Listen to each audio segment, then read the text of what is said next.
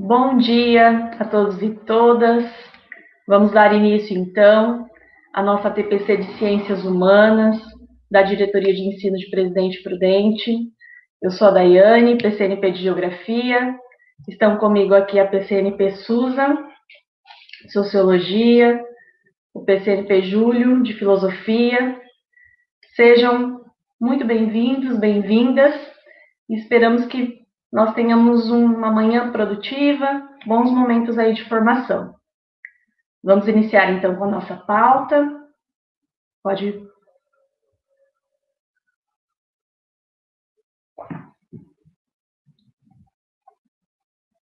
passar, Júlio.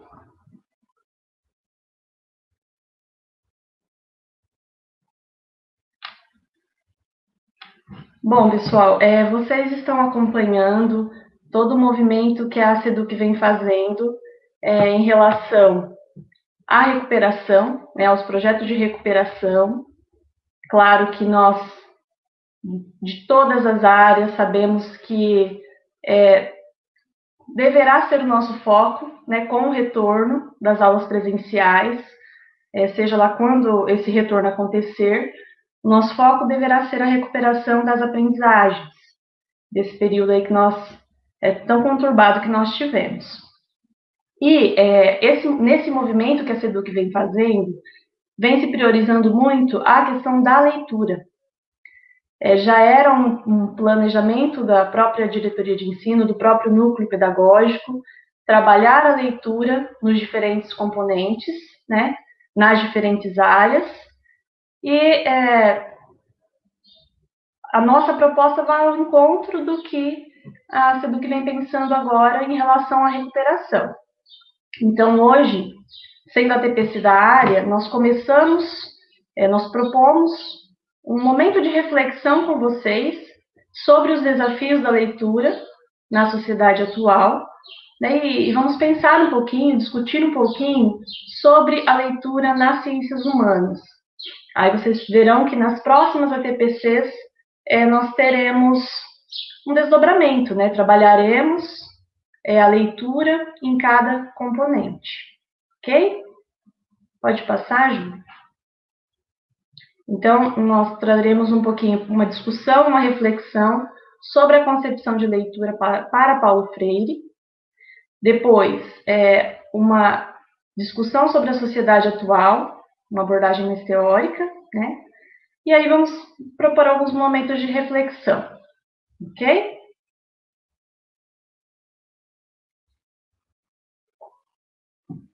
Então, o objetivo central desse momento, desculpem, é proporcionar esse espaço para que nós possamos refletir sobre os desafios de formar leitores na sociedade contemporânea. Pode passar. Bom, para iniciar essa reflexão, eu vou ler com vocês esse trechinho do pensamento de Paulo Freire, e aí eu vou pedir para que vocês interajam. Nossa, gente. Estou quase sem voz hoje. Vou pedir para que vocês interajam conosco pelo chat, tá? Não basta saber ler que Eva viu a uva. É preciso compreender qual a posição que Eva ocupa no seu contexto social. Quem trabalha para produzir a uva e quem lucra com esse trabalho. Bom, creio que vocês conheçam, já tenham ouvido muitas vezes esse trecho do Paulo Freire, Então, vamos refletir sobre ele. Quais reflexões esse pensamento nos proporciona? Coloquem aí no chat, em um minutinho, as impressões de vocês.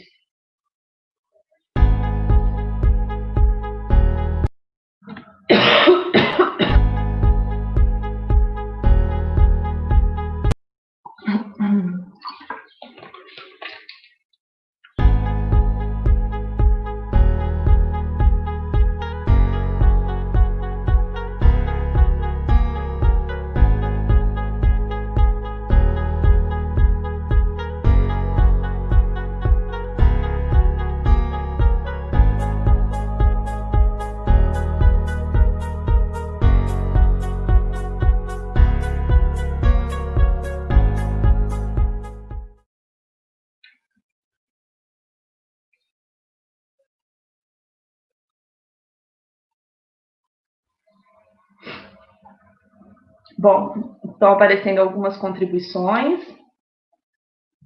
Bruno colocou: a uva vem do proletário, quem lucra não é o trabalhador.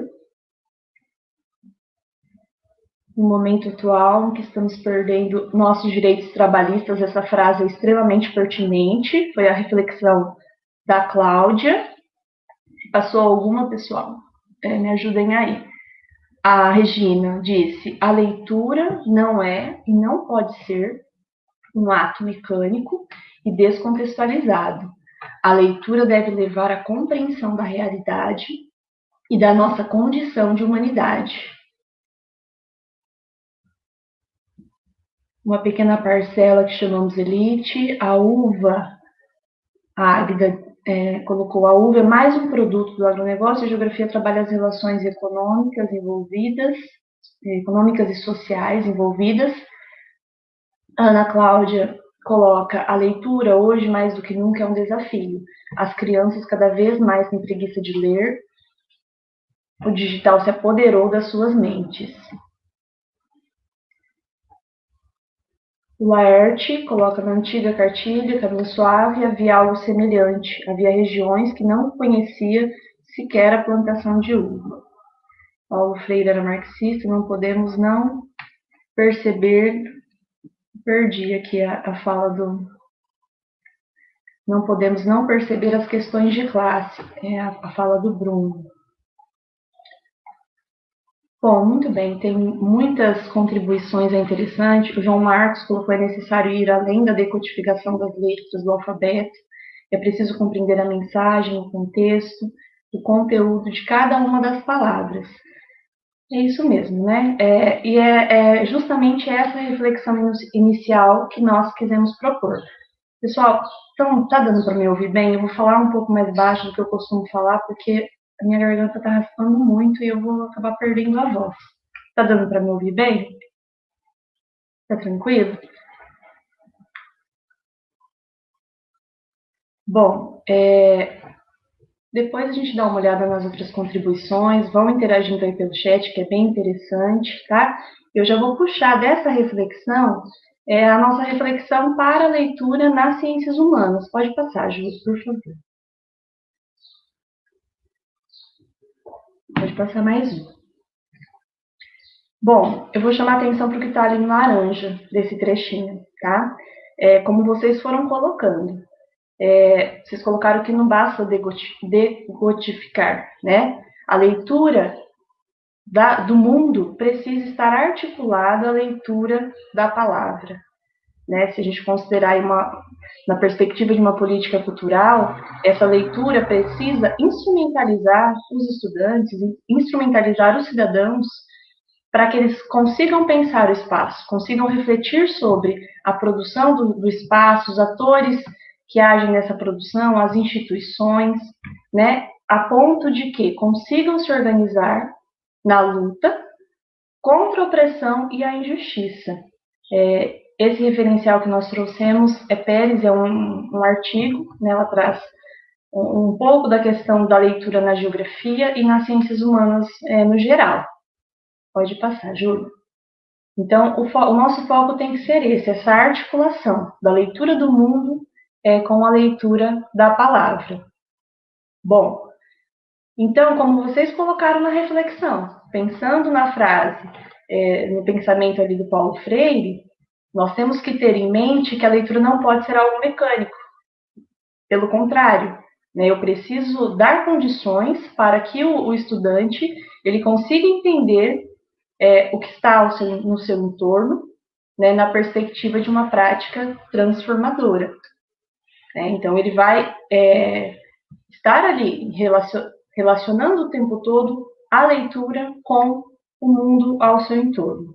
É a questão da contextualização. Isso mesmo, ó. Pode seguir, Júlio. Então, no dizer de Paulo Freire, a leitura do mundo precede a leitura da palavra. Daí que a posterior leitura dessa não pode prescindir da continuidade da leitura daquele. Né? Vocês percebam que toda essa reflexão inicial, aquela frase resume muito bem, e tudo, na verdade, que eu trouxe aqui para compartilhar um pouquinho com vocês, vocês foram colocando nos comentários, certo? Pode passar, por favor. Bom, essa seria a condição, permitir que os estudantes consigam fazer essa leitura de mundo é a única condição para que nós consigamos uma transformação da globalização atual. Né? Essa globalização atual ela é chamada de perversa por Milton Santos. O Paulo Freire fala em globalização da sem-vergonhice. Né? Então, permitindo uma leitura contextualizada, uma compreensão do espaço geográfico, que nós conseguiremos superar essa globalização perversa e construir uma globalização mais humana, uma globalização mais solidária. Né? O que está em laranja lá, que os homens, a partir disso, a partir da compreensão do espaço geográfico, das relações que nele se estabelecem, possam produzir espaços felizes. Então, seria o caminho pela luta aí por uma outra globalização. Pode passar. Então, resumindo, aprender a ler e escrever é, antes de mais nada, aprender a ler o mundo, compreender seu contexto, localizar-se no espaço social, e aí partir para essa relação entre a linguagem e a realidade.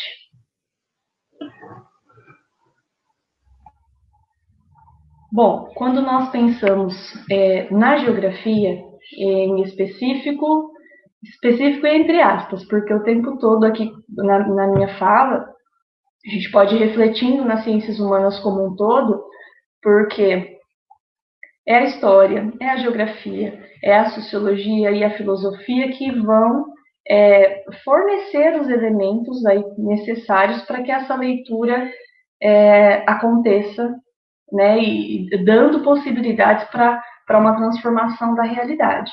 Então, coloquei aí, do ponto de vista da geografia, ler o mundo é ler o espaço geográfico, o espaço construído, né, com as suas formas, com os fluxos, com os fixos, com tudo que foi construído pela ação humana ao longo da história. Então, esse espaço, ele é o espaço geográfico é o principal objeto da nossa ciência, e pensando na dialética desse espaço, ele é tanto produto quanto produtor da economia, da política e da cultura. Então, são elementos indissociáveis. Né? Nós precisamos permitir uma leitura para o cidadão do mundo como um todo, desse espaço como um todo. Esse conhecimento que vai gerar as condições para que haja uma ação intencional, uma ação diferenciada do homem no espaço. Certo? Pode passar, Júlio, por favor. Dai, tá me ouvindo? Tô sim, pode falar, Suzy. Não, só colocar aqui algumas contribuições no chat. O Exley colocou assim que o espaço geográfico é dinâmico e multiforme, precisamos fazer uma leitura crítica das situações e agentes envolvidos para que possamos ter uma visão ampla do mundo em que vivemos.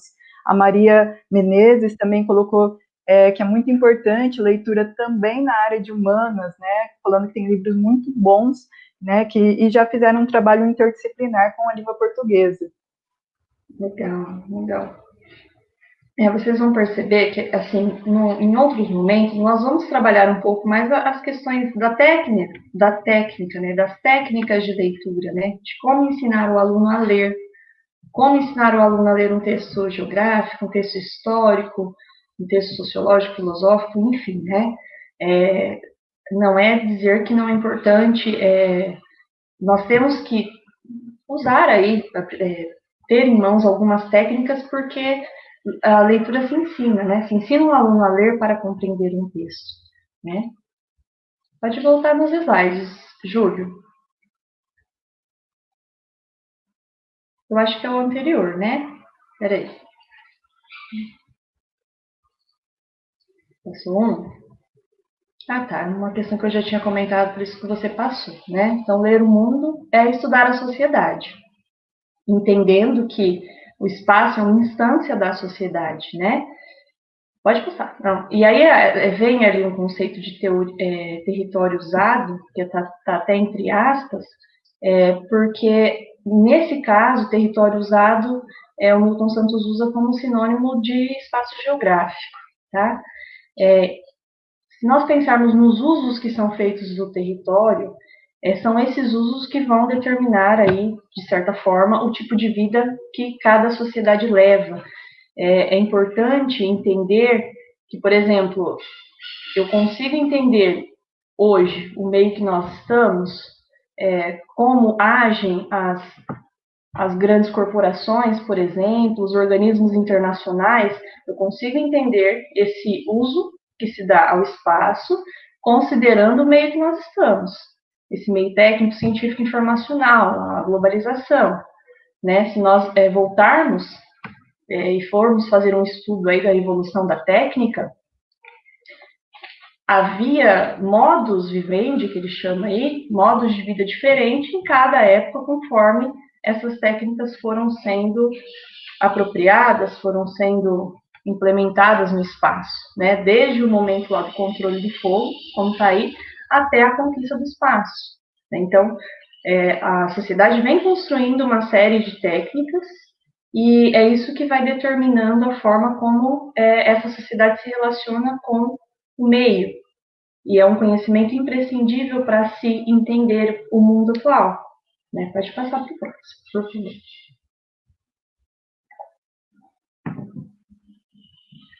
Bom, eu comentei da questão da dialética do espaço, né?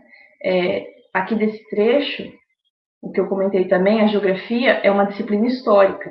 Ela estuda o espaço empírico, ou seja, o resultado que eu tenho no espaço da ação do homem, né, ao longo aí do seu viver fazer humano. E o que é muito interessante desse trecho é que o acontecer humano se reflete no território do espaço geográfico. Aí ele coloca ali o que nos possibilita definir metaforicamente a geografia como uma escrita existencial do ser humano no seu território. Ou seja, todas essas rugosidades que vão ficando no espaço conforme acontece a evolução das técnicas na sociedade, vão deixando ali uma escrita da geografia, da história, enfim, das ciências humanas. Pode passar, Júlio.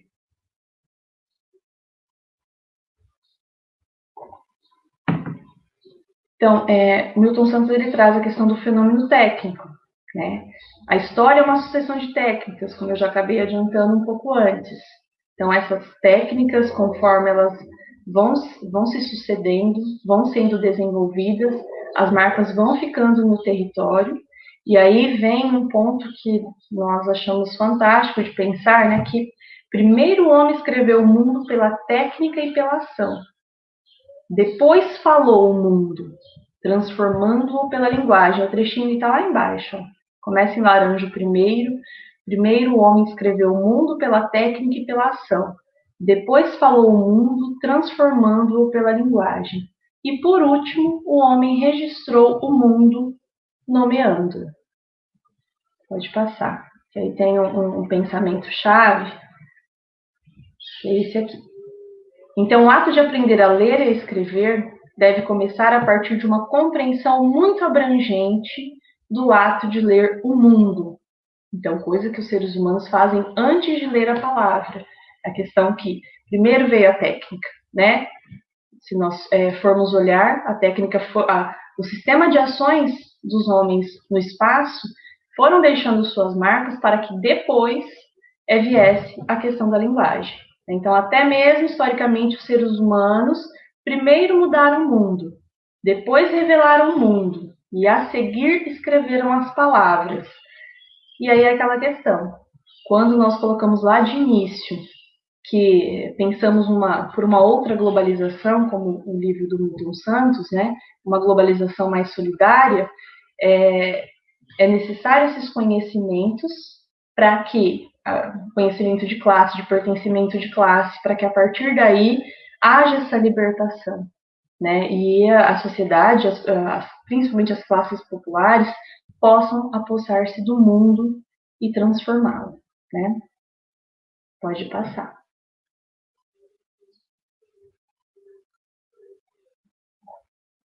Alfabetizar-se no conteúdo do mundo é do ponto de vista da geografia, identificar na natureza, tecnicamente produzida, as contradições em que estamos inseridos, procurando desvendar. Então, é a partir do conhecimento que eu consigo identificar quais ações são necessárias para a construção de um mundo novo. Né? Lá no início, no trecho que nós trouxemos, tanto Freire quanto Milton Santos colocaram a questão da formação de espaços felizes a partir desse conhecimento de mundo. Tá? Essa era apenas uma sensibilização inicial, né, a partir daquela frase do pensamento inicial que nós trouxemos, né, do Evo viu a uva. Para nós pensarmos na importância da leitura, não é nada novo, né, é uma reflexão mesmo para entendermos que esse conhecimento de mundo é essencial para que nós formemos leitores, né? Eu vou passar agora a palavra para a Susan, que ela vai trazer um pouquinho para a gente. Pode passar, Júlio, porque essa parte eu acabei falando no restante do texto, tá? Chama a Susan para dar continuidade aí com vocês. Obrigada, Dai. Obrigada, Dai. Diante de tudo que nós já vimos com a PCNP Daiane, vamos agora dar prosseguimento à questão da nossa atualidade. Júlio, coloca os slides para mim, por favor.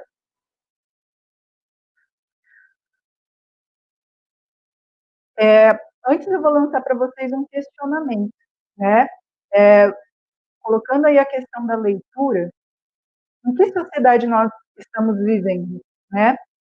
Que estudantes nós temos hoje?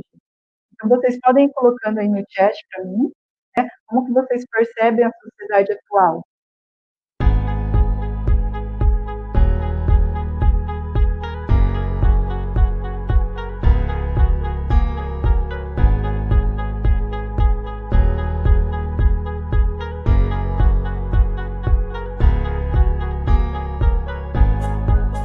Júlio, só um momento, retorna um pouquinho do tempo.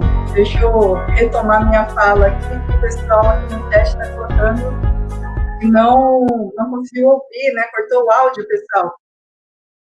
Bom, eu vou retomar então a pergunta, né? Estão dando para ouvir agora? Tudo certo? Bom, pessoal, retomando a pergunta, né?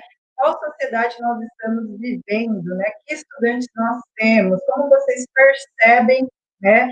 Essa relação entre leitura e a sociedade atual?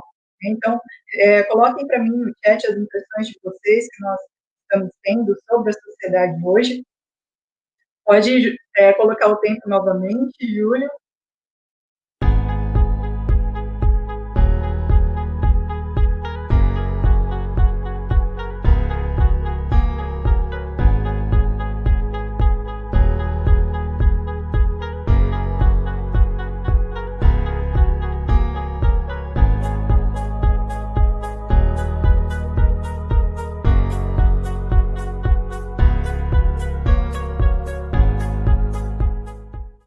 Bom, tivemos algumas contribuições, né?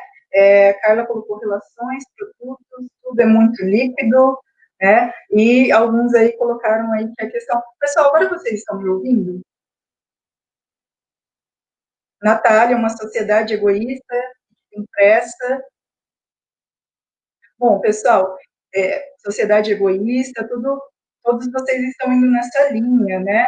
Mas o sumo, ok. Júlio, coloca os slides para mim, por favor, novamente.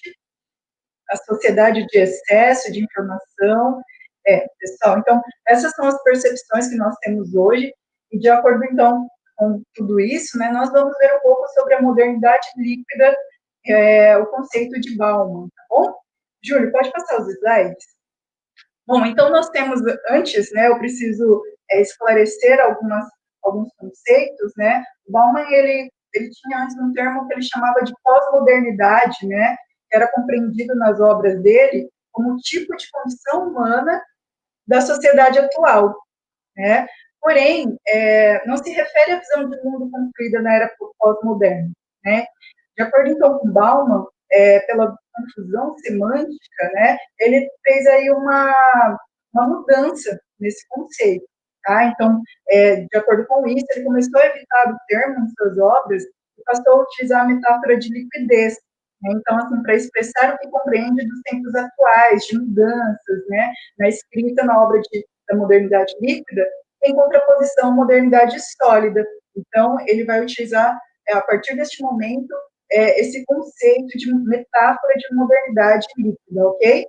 Então, de acordo com isso, né, ele vai falar assim que os líquidos, diferentemente dos sólidos, não mantêm sua forma com facilidade. Né? Os fluidos, por assim dizer, não fixam o espaço, nem se prendem ao tempo.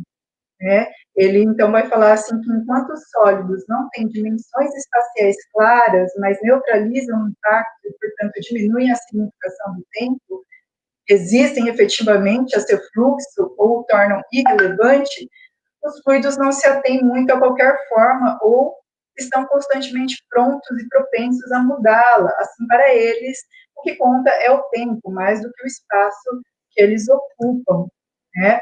Então, pessoal, nesse sentido, os líquidos eles precisam ser descritos levando em conta o tempo. Então, os líquidos se movem facilmente, né? Eles fluem, escorrem, esvaziam, se transbordam, né? Inundam. Ou seja, diferentemente dos sólidos, que não são facilmente contidos, né?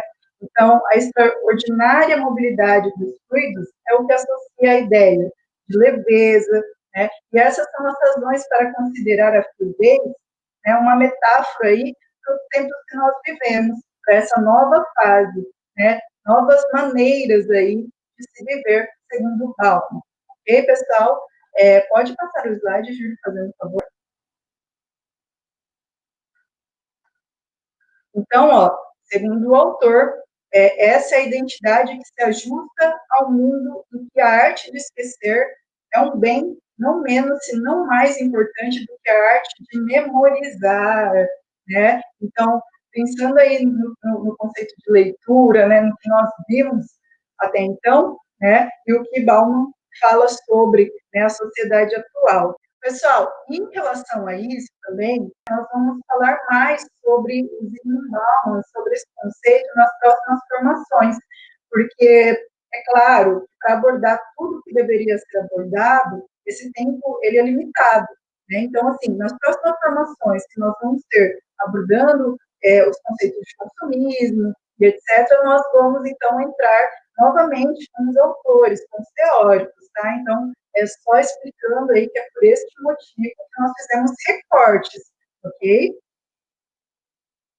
Vivemos em uma sociedade de leitura fast food. Os alunos só têm interesse de ler o que for rápido e tirar conclusões a partir disso. Muito bem. Pessoal, então, vamos retomando aqui essa questão do Bauman, né? Essa identidade que se ajusta ao mundo em que a arte de esquecer é um bem não menos, se não mais importante do que... Pode voltar o slide deixando a escrita, Júlio, obrigada. Do que a arte de memorizar, né? Então, assim, o esquecer, mais do que aprender, é a condição de contínua adaptação, né, na nossa sociedade, em que sempre novas coisas e pessoas entram e saem da atenção, em que a própria memória é como uma fita de vídeo, sempre pronta ali para ser apagada, né? Então, assim, essa questão da capacidade de se desfazer, ok? Pode passar o slide, Júlio.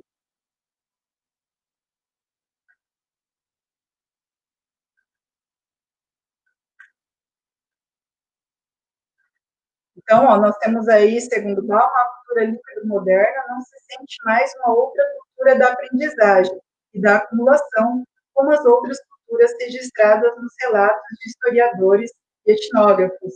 Em vez disso, parece uma cultura do desengajamento, da descontinuidade e do esquecimento, que foi isso que nós acabamos de abordar, ok?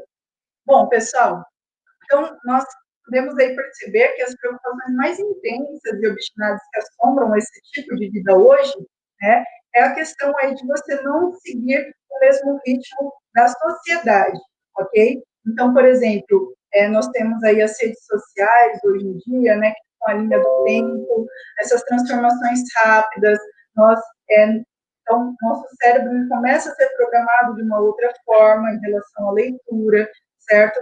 Por exemplo, outro dia, né, eu vi um meme e eu não entendi o meme, porque eu estou desconectada desse mundo, né? Então, um dia que você fica desconectado, você já perde, parece, uma parte aí da atualidade, por exemplo, porque tudo é muito rápido, né? A gente fica sem entender, às vezes, o que está acontecendo, né? Então, assim, essa questão que o Bauman vai trazer, ok? Então, se nós olharmos aí as produções musicais, por exemplo, né? As produções musicais, elas trazem muito disso, né? Todo dia muda, né? Tem uma música nova, um cantor que aparece novo. Isso tudo, então, é a questão desse processo de que se eu não renovar, parece que eu já não existo mais, né? Tem mais um ou já finalizou para eu poder dar continuidade aqui no pensamento?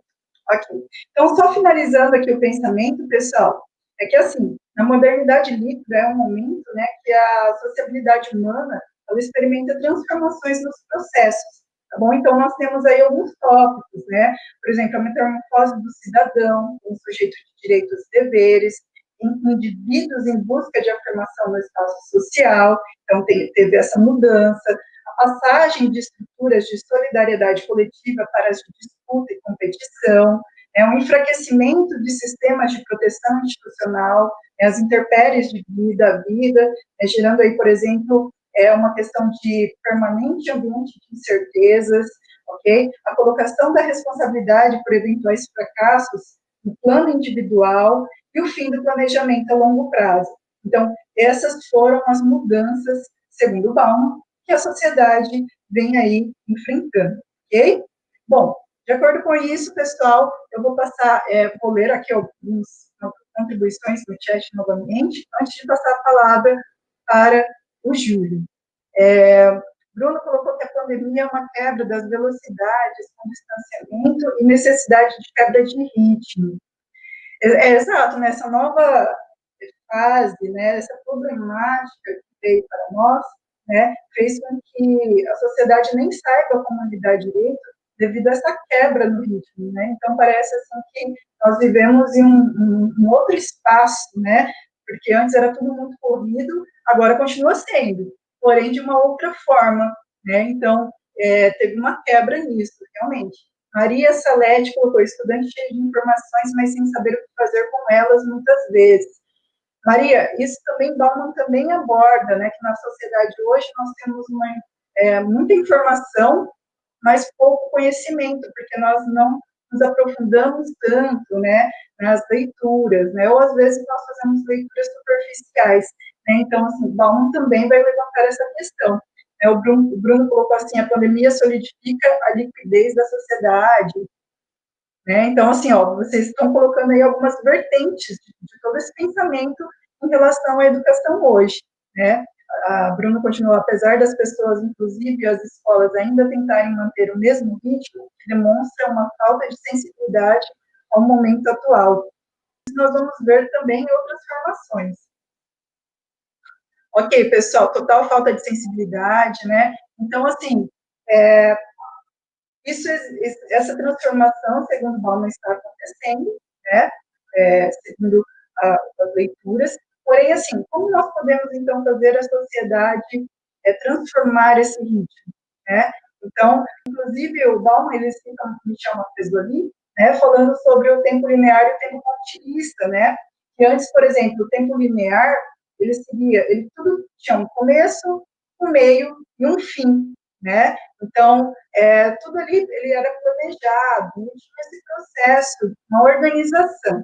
Hoje em dia, esse tempo ele é continuista, ou seja, eu começo uma coisa e às vezes eu não dou continuidade a isso, né? Devido às mudanças contínuas, eu passo para outra tarefa, outra questão, outra problemática, enfim, outra relação, né? Outro contrato. né? Então, ele vai colocar essa questão. Então, o Gartman também vai colocar os termos cultura agorista e cultura apressada, né? Que nós vivemos hoje. Isso nós vamos ver em outras formações, tá? Nos aprofundarmos mais. Então, agora, eu vou passar a minha palavra para o Júlio. Júlio. Oi, Suza. Bom dia, pessoal. Bom dia, professores. Obrigado, Suza. Nós vamos bater um papo agora. A Suza trouxe para a gente a ideia de um panorama, né? Vamos pensar assim, um panorama atual, como está a sociedade hoje, né? Do ponto de vista de um filósofo e sociólogo, né? O Zygmunt Bauman, a sociedade da modernidade líquida, né? E eu queria trazer para contribuir com vocês, antes de começar a falar, eu gostaria de um feedback de vocês a respeito do meu som. Vocês conseguem me ouvir? Estava cortando um pouquinho, né? Vocês, se vocês me ouvem, mandam um sim aí, por gentileza, no chat, para a gente poder continuar com tranquilidade aqui. Então, a Susan fazia esse movimento, né? Esse movimento de pensar a sociedade sob os olhos, né? O olhar teórico do Bauman, que vai dizer que tudo flui, né? Que as estruturas estão em crise, enfim. E eu queria trazer para contribuir com vocês para essa reflexão um, um conceito também de um filósofo considerado aí contemporâneo, né? É um filósofo contemporâneo que é vivo ainda, que ele vai cunhar o conceito de sociedade excitada, né? Não sei se vocês já ouviram falar, vocês conhecem esse conceito de sociedade excitada? O autor que a gente vai trabalhar é o Christoph Turki, é um filósofo alemão. Eu coloquei uma imagem dele aqui. Olha lá, Christoph Turki, da terceira geração de filósofos da escola de Frankfurt, né, da teoria crítica. O Turki, ele... Aqui alguém está pedindo para deixar o slide maior. Eu consigo deixar, mas não muito mais, porque senão eu não vejo aqui a telinha de controle. Deixa eu só diminuir aqui um pouquinho. Sim, já dá uma melhora, né? Muito bem. O som está bom. Obrigado, Marcos. Então, o Christoph Turk, ele é considerado um dos filósofos da terceira geração, né, da Escola de Frankfurt, ou da teoria crítica, como a gente conhece. Esteve no Brasil por um tempo.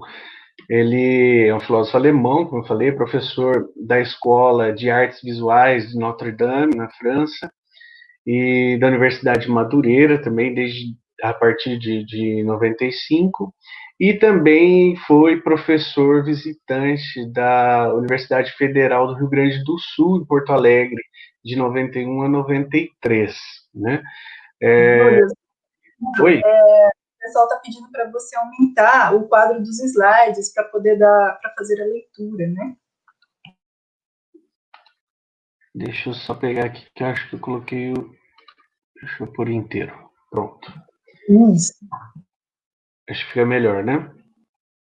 Isso. E o Bauman, não, o Turk, ele foi um filósofo que cunhou, né, o conceito de filosofia da sensação, né?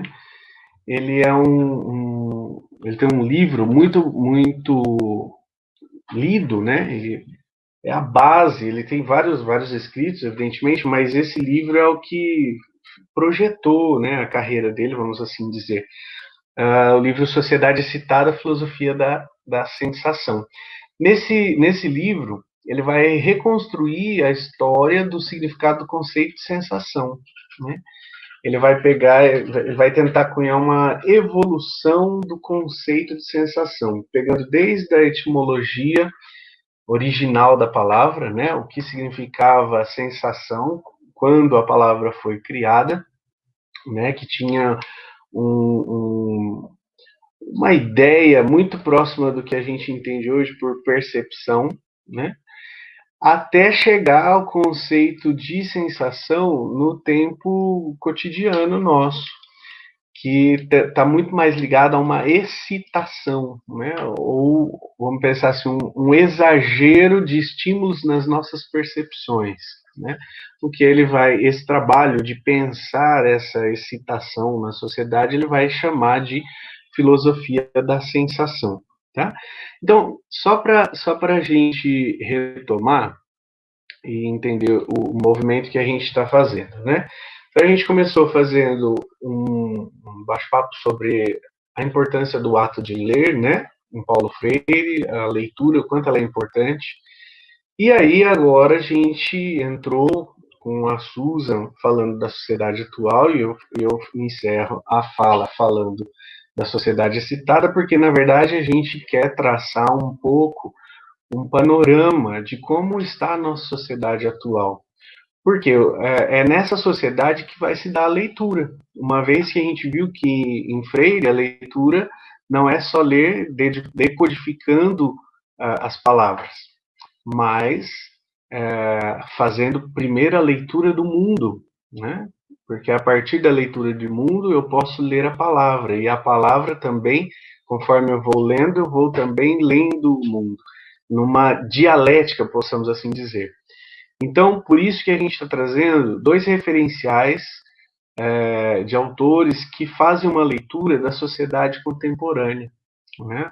O Bauman, que acredito seja mais conhecido do que o Turk, né? Mas o Turk ele vai trazer essa ideia para a gente, ele vai contextualizar um pouquinho, né?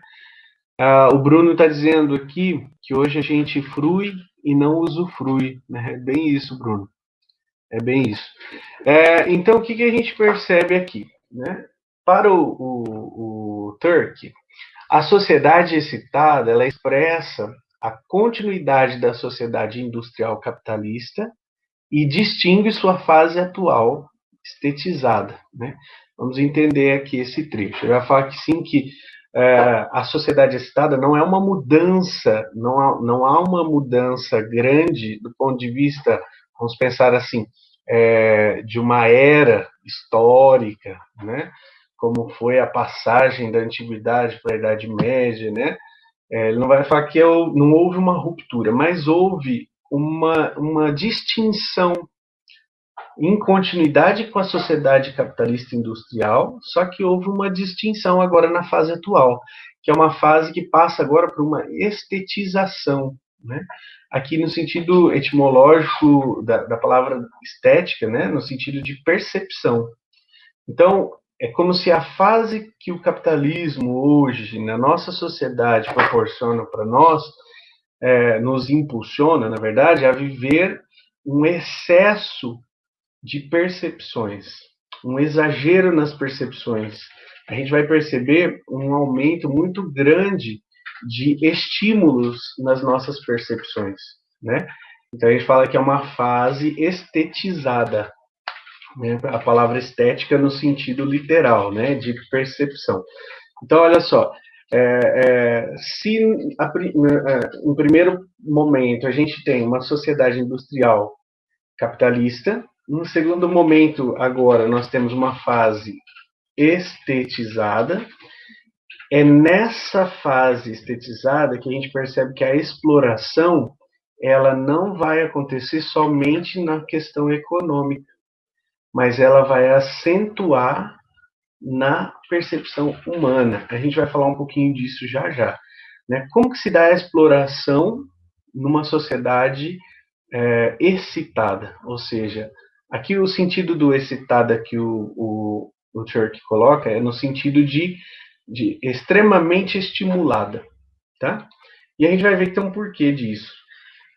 Segundo ele, a condição moderna de separação, né, do produtor dos meios de produção, que a gente vê que foi e é o ponto-chave da passagem, né, do modo de produção feudalista para o capitalista, né, que é quando há a separação do produtor e dos seus meios de produção e ele fica impossibilitado de trabalhar para si próprio, então ele precisa trabalhar para o outro, né, vender sua força de trabalho, isso, o surgimento do salário, enfim. Ele acredita que nessa condição, né, que se iniciou com essa questão do camponês que foi expulso da terra e tal, há também uma outra separação que vai influenciar na nossa sociedade hoje, que ele vai destacar a destilação do álcool, né? Quando há essa separação aí, por que ele fala do álcool? Perdão. Ele vai falar da separação do álcool, né, da produção de bebidas destiladas, né? Ele vai falar que ambas as separações, tanto a dos meios de produção quanto a destilação do álcool, vão produzir uma realidade que vão ser sustentada pela lógica do vício, cujo principal representante é o mercado, né? Na verdade, ele vai utilizar essa base para perceber que, tanto antigamente quanto agora, o que movimenta grande parte do mercado é o vício, né? E o vício aqui, né? Nós vamos ver já.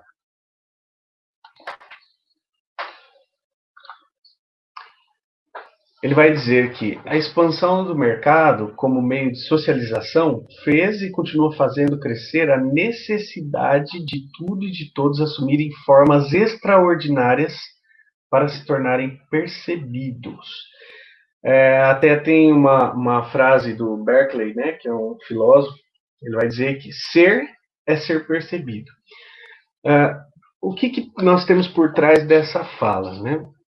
Nós sabemos que hoje, na nossa sociedade, inclusive, não falei no início, mas vou retomar aqui agora.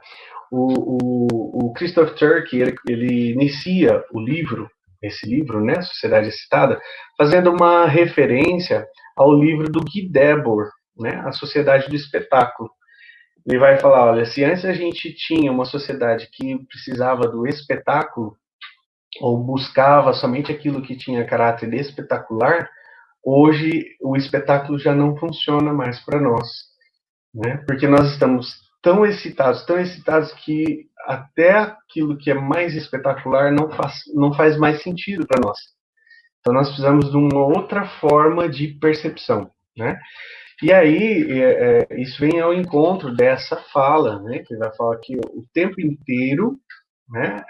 Os meios de socialização, principalmente as redes sociais, a gente vai falar um pouquinho daqui a pouco, fez e continua fazendo crescer a necessidade de tudo e de todos assumirem formas extraordinárias e se tornarem percebidos.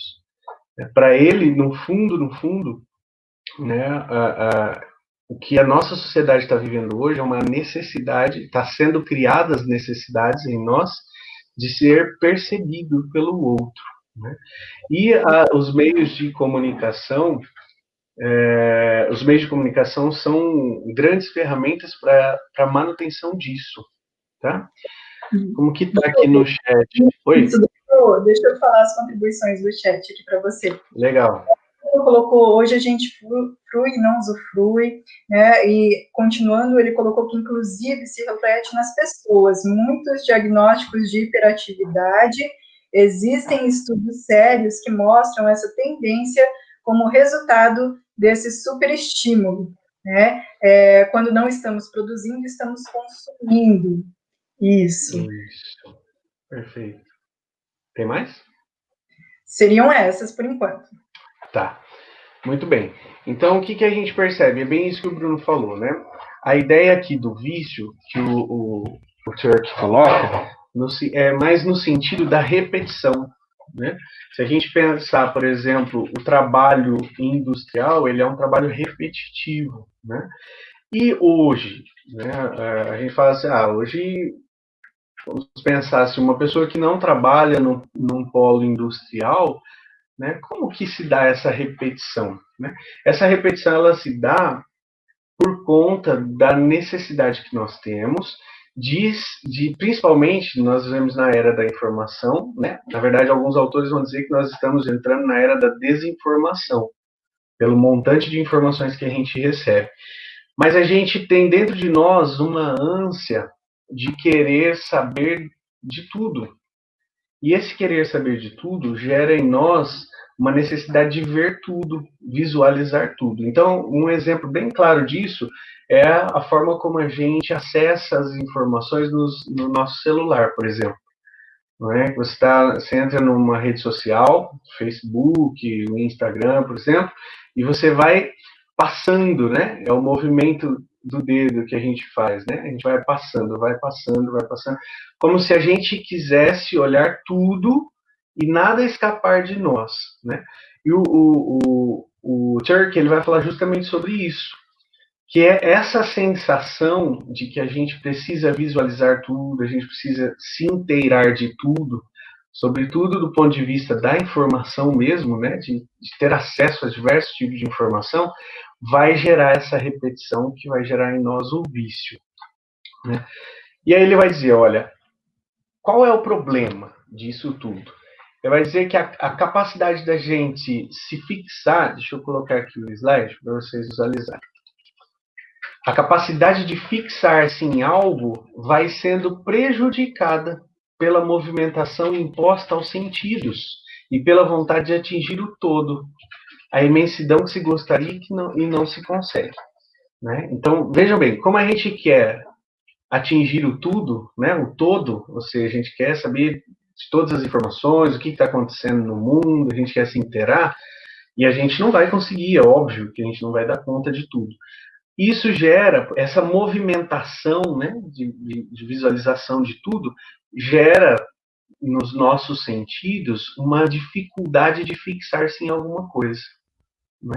O Turk, ele tem um artigo que ele fala sobre a sociedade do déficit da atenção, né, de como que tem aumentado, eu vi que alguém comentou até aqui no chat, o quanto tem aumentado os casos, né, de crianças com déficit de atenção, e, enfim, a famosa TDAH, né?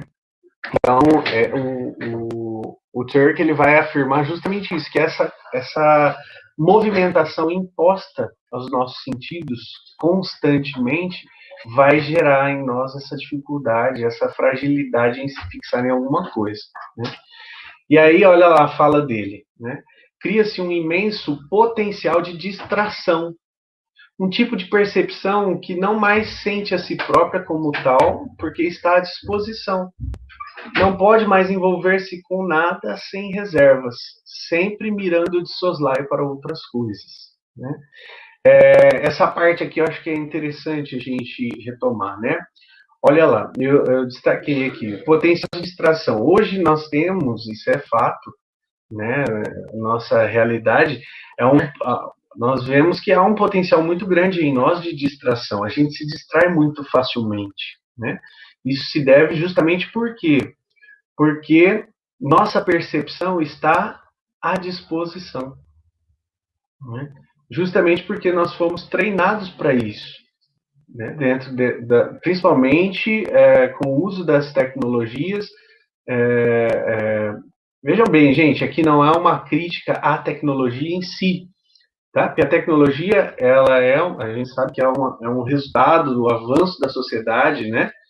De certa forma, enfim, não é a crítica à tecnologia, mas a questão que está em jogo é o uso que se faz dessas tecnologias, né?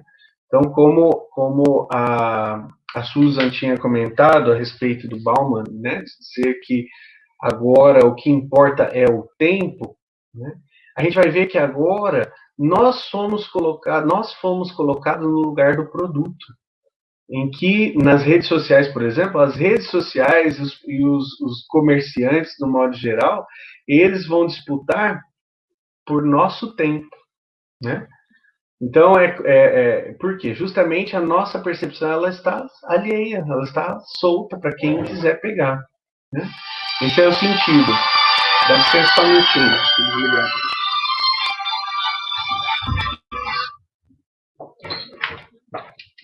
Bom, voltando.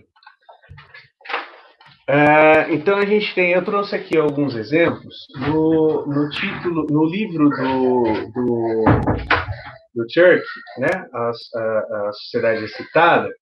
Ele vai trazer um exemplo como exemplo, as notícias, né? No primeiro capítulo dele, que se chama Paradigma da Sensação, ele começa fazendo uma brincadeira, né? E tinha um jornal da cidade, muito antigo, ele vai falar assim que aquele jornal era o primeiro, os repórteres daquele jornal eram os primeiros a falar com o defunto, né? Diante de um acidente. Porque os jornalistas eles eram muito espertos em chegar na hora que estava acontecendo as coisas para noticiar, né? Na verdade, ele tá introduzindo para falar um pouquinho sobre o sensacionalismo, né? E aí ele vai falando que antigamente, né, a prioridade era conservar o acontecimento, né, no ponto de vista das notícias, né? Então tinha um acontecimento e aquele acontecimento era considerado digno de divulgação. Então até existe uma lei de base da lógica da notícia, que era, né, a ser comunicado porque é importante. Então, antigamente, né, vamos pensar assim nos primórdios do jornalismo, né, da imprensa, se noticiava algo porque era importante, né?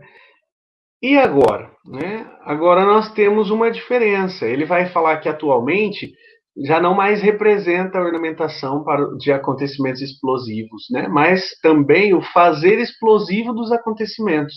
Há uma inversão, vamos assim dizer, na lógica da notícia. Antes era eu comunico porque é importante. Agora a gente tem a ideia de que é importante porque é comunicado. Então, Ô, Gil, Oi. tem Oi, aqui algumas Suzy. contribuições no chat, você quer concluir ou eu posso ler? Deixa eu só concluir essa fala aqui, aí a gente já abre para esse momento de contribuição. Né? Então, o exemplo que eu trouxe aqui, só para a gente perceber que há uma inversão, né? No primeiro capítulo dele, ele vai trazer a questão do jornalismo, no segundo capítulo, ele vai falar das propagandas, né? Mas só para a gente perceber como há uma inversão nessa lógica, né? Antes, uma notícia era dada porque o acontecimento era importante. Agora, se noticia alguma coisa e depois, né, faz esse acontecimento se tornar importante. Então, essa inversão vai levar ao que nós chamamos hoje de um acúmulo muito grande de informações, né? Quantas informações a gente passa a ter acesso durante um dia, né? São muitas informações, muitas informações. E essas informações, a grande maioria delas, não são informações importantes.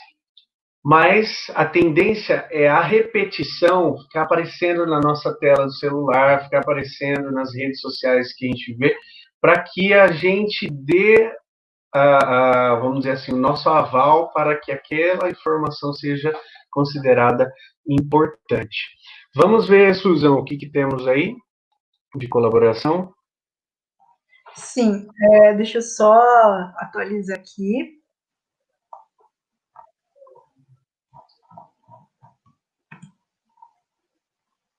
O Bruno colocou assim que existe uma obra de Jonathan, na obra 24/7, de uma sociedade que quer ativo 24 horas e 7 dias da semana. Quando não estamos produzindo, estamos consumindo. O Damásio colocou Schopenhauer, o mundo é minha vontade, o mundo é minha representação. Beth, verdade, Bruno. Deixa eu verificar aqui. O Bruno novamente colocou, e se transformou em uma guerra midiática, superestímulo, inclusive de fake news, para que possamos estar o tempo todo envolvidos e ao mesmo tempo excluídos. Ivan colocou sociedade individualizada. Perfeito. Perfeito. O Bruno acabou de colocar, né? Se transformou em uma guerra midiática. Você já leu essa. Inclusive de fake news, né? Muito bem, é exatamente isso. E a gente vai ver, eu até trouxe como sugestão, acho que é o próximo slide aqui, deixa eu ver. No próximo slide, eu trouxe algumas sugestões, inclusive para a gente aprofundar esse assunto, algumas dicas, né? Enfim. Mas eu vejo que esse é um grande desafio para a leitura no nosso contexto social, né? Porque vamos imaginar como será que é para o nosso estudante fazer a leitura de um texto, de uma lauda, né, inteira. Ele que vive, né, vamos pensar assim, muito mais do que nós também, mas nós, eu falo assim, a gente está ainda numa transição, né? Se a gente pegar a molecadinha mais nova, eles já nasceram, os chamados nativos digitais, eles já nasceram mergulhados, né, nessa sociedade. Para nós é mais difícil abrir mão de tudo aquilo que a gente já viveu, né, aquela parte sólida da sociedade para uma sociedade mais líquida, mas a molecada já está imersa nesse mundo, né? Como será que é para eles fazer a leitura de um texto, de uma lauda, por exemplo? Né? Tem até fuçando esses dias atrás nas redes sociais, enfim, pesquisando também, eu me deparei com um texto que chama Geração dos 140 Caracteres, né? O Bruno está colocando, né, que e fazer uma leitura de um hipertexto que tem outra dinâmica, exatamente. Hoje é uma outra visão, né, uma outra forma de leitura. A gente não pode dizer que eles não leem, né? Seria muito extremista a gente falar que os nossos estudantes não leem. O que eu consigo perceber é que às vezes, ou dependendo do lugar, a maioria das vezes, não leem o que a gente propõe ou o que a gente considera necessário para a leitura, né? E aí a gente vê o quê? Né? Uma dificuldade de ler, uma leitura muito rápida, muito superficial, né? Então, o grande desafio para nós, eu vejo, que é tentar romper com isso. Como que a gente vai conseguir romper com isso, né? E eu falo um pouco na semana retrasada, na formação com os professores de filosofia e de história do ensino médio, a gente discutiu um pouco sobre leitura e estratégias de leitura, né? Justamente para ver assim, como que é para nós é frustrante quando às vezes a gente se propõe a trabalhar um texto com o estudante e não dá certo, porque ou ele não lê, né, ou não consegue fazer a leitura do texto, não consegue entender o que está no texto, quiçá, né, vamos pensar assim, emitir uma opinião fundamentada, um juízo de valor, né, a respeito do texto. Só que aí existe um papel grande para nós. Acho que aumenta ainda mais, essa sociedade aumenta ainda mais a nossa responsabilidade em relação aos nossos estudantes.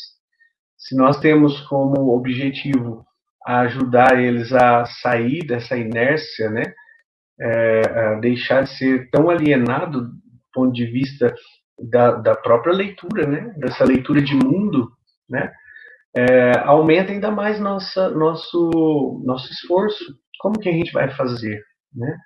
A leitura de um texto pela leitura é suficiente, né? Ler o texto e somente ler o texto é suficiente para ajudá-lo nesse processo, né? Eu penso que não. Por isso a ideia da gente trabalhar um pouquinho essa questão do conceito de leitura do Paulo Freire, né? Que a leitura do texto precisa ter também uma carga de leitura de mundo. E muitas vezes nós precisamos, antes de fazer a leitura do texto, contribuir com o estudante para que ele tenha uma leitura de mundo mais sólida, né? A Carla está dizendo, olha, por isso estamos perdendo nossos estudantes. A escola tende a acompanhar essas discussões e se adaptar à nova realidade, né? A Adriana coloca, Adriana Brancati, os alunos não conseguem entender porque se distraem com qualquer outro estímulo. Exatamente aquilo que o Turk vai falar, né? Nós estamos tão propensos à distração justamente porque a gente quer fazer tudo, quer dar conta de tudo. Hoje em dia é praticamente inadmissível a gente pensar no ócio também como algo produtivo, né? O ócio, ele ainda é carregado daquela ideia de vadiagem, né? De vagabundagem. Então, a gente não consegue ficar sem fazer nada. Sempre que a gente está parado, a gente quer fazer alguma coisa. Então, a gente percebe que, nesse ponto, a exploração ela vai até a nossa casa, no nosso final de semana, inclusive, né? Quantas vezes a gente teve que trabalhar de final de semana, de feriado, né? Poxa, eu E tenho o trabalhar que eu digo, só um minutinho, Suzy, o trabalhar que eu digo, até no sentido, não necessariamente prático, mas às vezes a cabeça não para. A gente está pensando, tá pensando na aula, como que eu vou preparar, como que eu vou fazer aquela atividade, às vezes é domingo, né? Às vezes é o sábado. Então, esse movimento, né, de não parar, ele é fruto dessa hipersensibilização, né, essa percepção que o Christoph Turk vai falar para nós. Pode falar, Susan. Tem algumas contribuições aqui, né? O Antônio ele está falando assim: os nossos estudantes leem o que chama a atenção deles. Por isso a importância de trazer textos que lhes chamem a atenção. Uma leitura prazerosa e sempre trazendo para uma visão crítica. Já a Ana colocou assim: já repararam a dificuldade que eles têm em compreender charges? Pois é, porque é uma linguagem que demanda uma leitura do que não está escrito, né? Também, né? A Ana Cláudia coloca e é bem isso mesmo, né, Cláudia? A gente percebe que há uma dificuldade de identificação, né? Ou de uma dificuldade de identificar elementos explícitos nos textos, né? E também, lógico, evidentemente, os elementos implícitos, né? Nossos estudantes têm essa dificuldade. Eu estou vendo aqui que o Damasio colocou que a visão de ordenha do leite para... Deixa eu ver se subiu aqui. Visão de ordenha do leite para uma criança da cidade é diferente da criança do sítio, exatamente. As diferentes formas de enxergar, né, a mesma realidade. Tem mais alguma contribuição, Susan, antes da gente ir para o próximo? E pensa que também está difícil para todos nós fazermos uma leitura de mundo que nos permita tomar decisões. A Helena colocou: nós pedimos para os alunos fazer a leitura que eles gostam.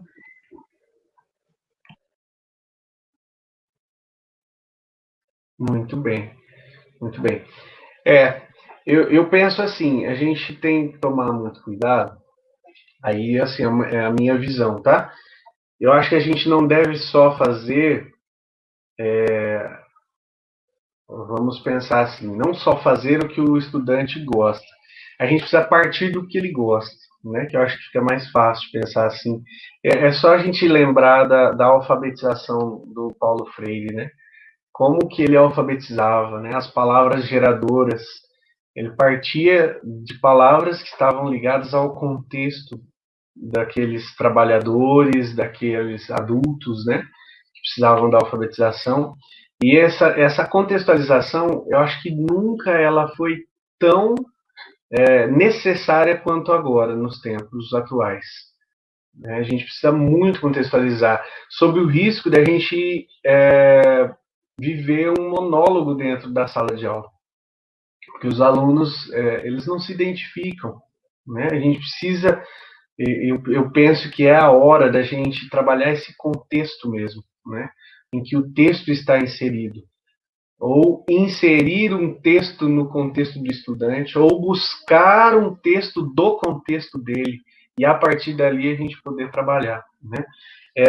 Sobretudo na nossa área, né, a área de humanas, que demanda o trabalho intenso com o texto. Não que as outras áreas não tenham essa necessidade, mas eu vejo assim, em filosofia, por exemplo, não tem como trabalhar a filosofia sem trabalhar o texto, né? Ainda que seja um texto simples de um comentador, né? Ou o texto do próprio filósofo. Então, assim, a gente vê que é necessário, né? O Wesley colocou aqui: o grande problema hoje é achar leituras que tenham uma escrita voltada ao público jovem. Eu concordo com você, Wesley. Os gostos deles hoje são bem superficiais e baseados no que a mídia prega como modismo. Exatamente. Como fazer, né? Eu não sei te dizer, viu, Wesley? Não tem uma resposta específica assim para dizer, mas eu gosto muito de trabalhar com textos de diversas modalidades, né? Trabalhar com música, poesia, a arte, né?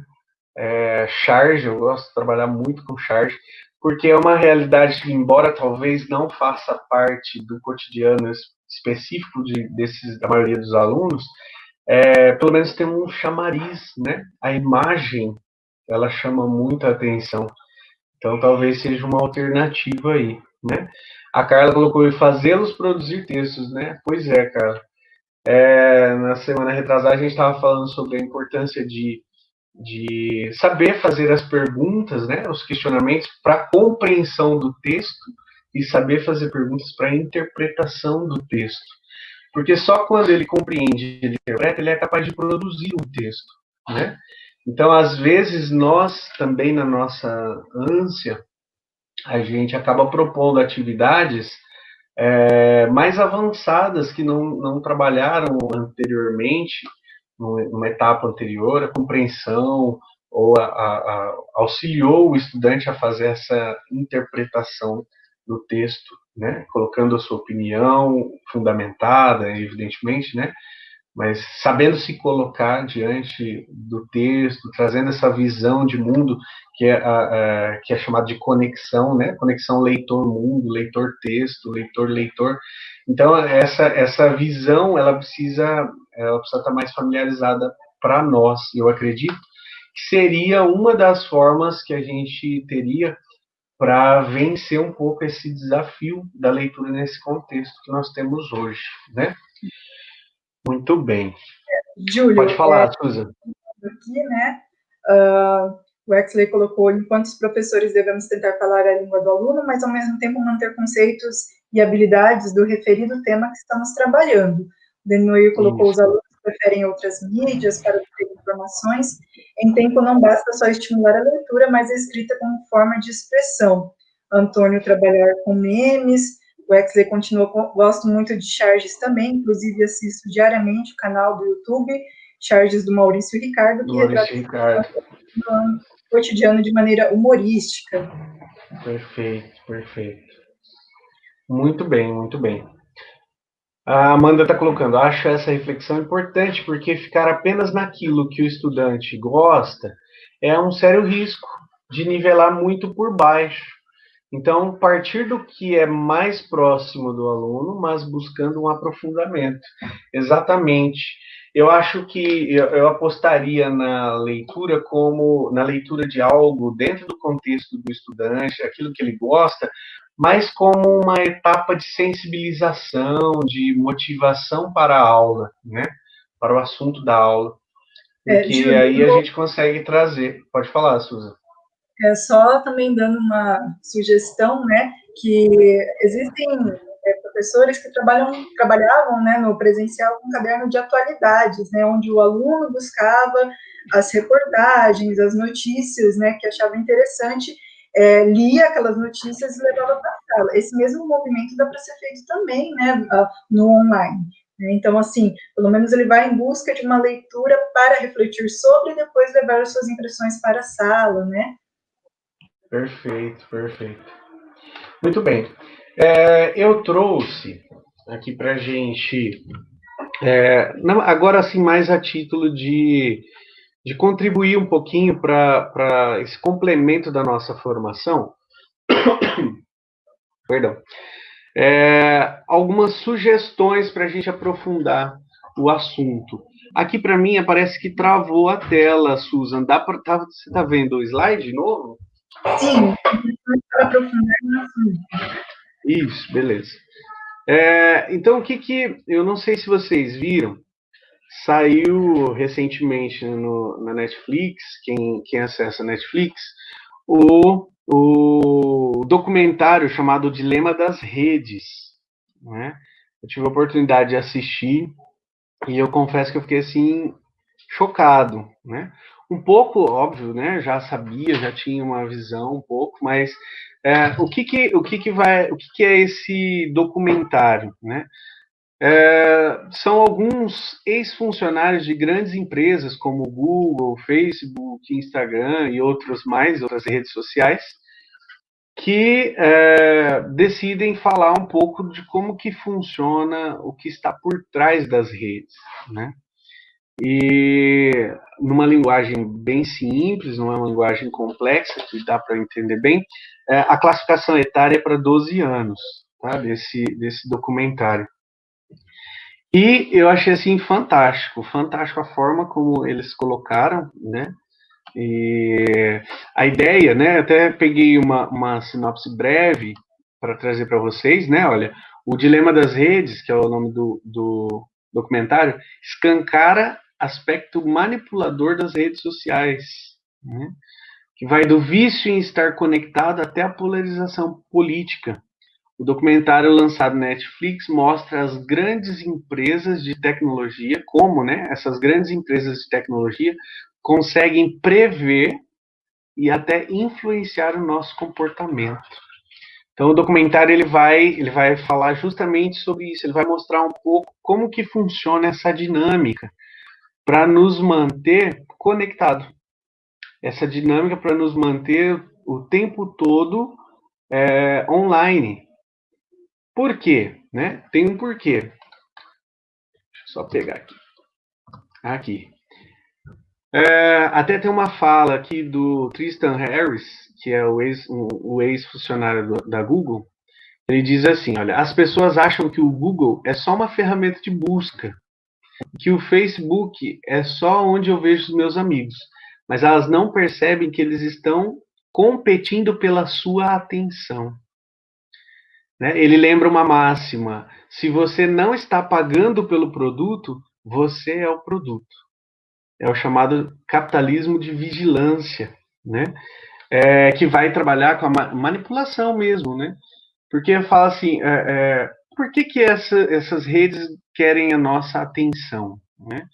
O que o Facebook ganha, por exemplo? Ele vai disponibilizar nossos dados para outras empresas? Ele não vai ganhar nada com isso.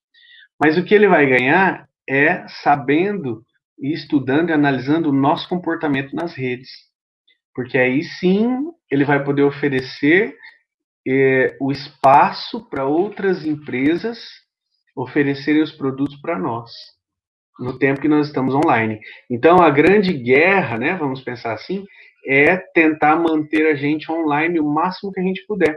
Aí eu me lembro que alguém comentou ali para trás, nos comentários, de um filme, né, de uma sociedade que queria a gente 24 horas conectados. Eu não me lembro, estou tentando recuperar aqui, mas eu não vou me lembrar agora. Quem que é? Acho que foi o Bruno, se não me falha a memória. Mas enfim, é exatamente isso. Quanto mais tempo a gente dispõe, né, para estar online, né, melhor é para as empresas, porque eles vão estudando cada tempo que a gente fica parado, observando uma memória, uma imagem. Então, a gente gastou tanto tempo parado, olhando aquela imagem. Então, o que tem naquela imagem? Né? Os microfones que ficam abertos, né, quando a gente acessa e autoriza que o aplicativo X, Y, sei lá, ele quer ter acesso ao nosso microfone, a gente autoriza, esse microfone fica aberto e os algoritmos vão trabalhando para trazer para nós aquilo que o microfone capta da nossa fala, por exemplo, né? Então, essas questões, né? Olha só, o Jaron Lanier, que é um dos pais da realidade virtual, ele vai dizer que o produto é a gradativa, leve e imperceptível mudança em nosso comportamento e percepção. Então, na verdade, não é mais um produto material, mas o produto é a mudança na nossa percepção e a mudança no nosso comportamento. E isso vai acontecendo paulatinamente, né? Bem devagar, conforme a gente vai ficando mais tempo, né, online, vamos assim dizer. Tá? Então eu trouxe aqui, óbvio, né, para a gente, mais uma sugestão para ampliar um pouco o nosso olhar para essa discussão que a gente fez hoje. E eu sugeri também aqui uma série, também tem na Netflix, que é a Black Mirror. É uma série em que vai trabalhar essa questão da influência das tecnologias sempre num cenário de uma distopia, né? Um cenário futurista, né? Em que a inteligência artificial ela acaba fazendo coisas que surpreenderia a nós, por exemplo, né? Então o Black Mirror tem essa pegada. É uma série bem bacana. Cada episódio é uma história totalmente nova. Então, para aquelas pessoas que não gostam muito de série, porque acaba a série, aí você tem que pegar de novo a continuação, né? E quem não curte muito, esse formato ele é bem bacana, é um formato de antologia.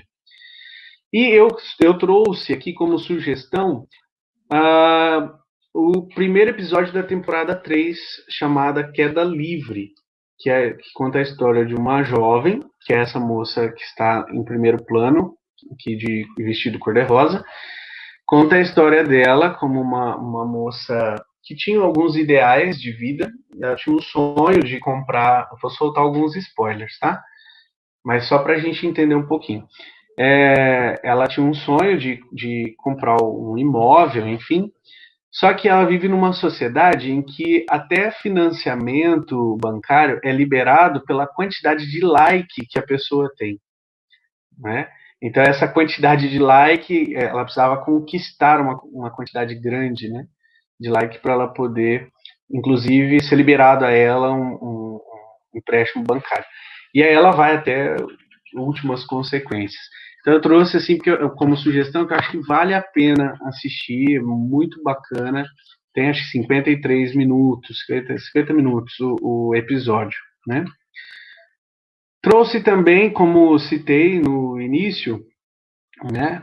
Deixa eu só ver aqui, que o Agnaldo colocou, que lembrou de um filme onde uma empresa tentava dominar o mundo, a empresa tipo Facebook.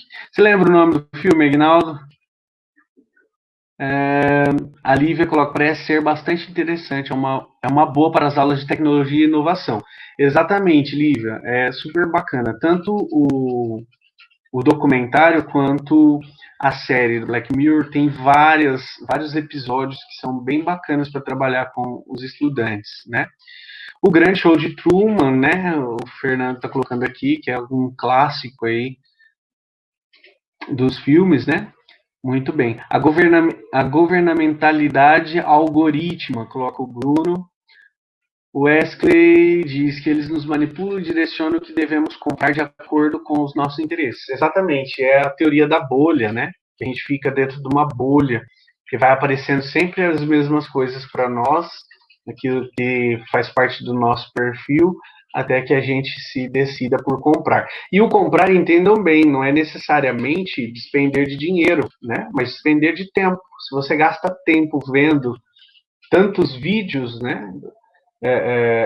Dentro daquela temática que uma vez você parou e visualizou e está sempre voltando, você está consumindo, né? Muito bem. Existe um estudo bacana do Donna Haraway que trata da sociedade dos corpos ciborgues, diz o Bruno. Bruno, não conheço. Seria legal um dia, se você puder, socializar um pouco com a gente. Seria bem legal.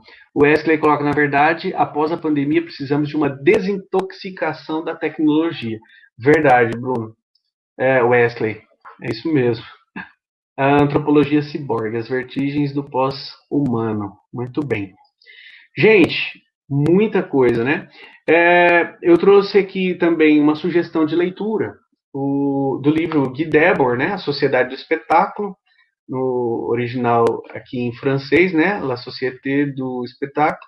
É um livro do marxista, ele é marxista, Guy Debord, publicado em 67. Trata-se de uma crítica teórica sobre o consumo, a sociedade e o capitalismo. Por que a gente está falando, finalizando a nossa fala aqui sobre a questão do capitalismo e do consumo? Porque no nosso próximo encontro a gente vai falar sobre o consumismo, tá?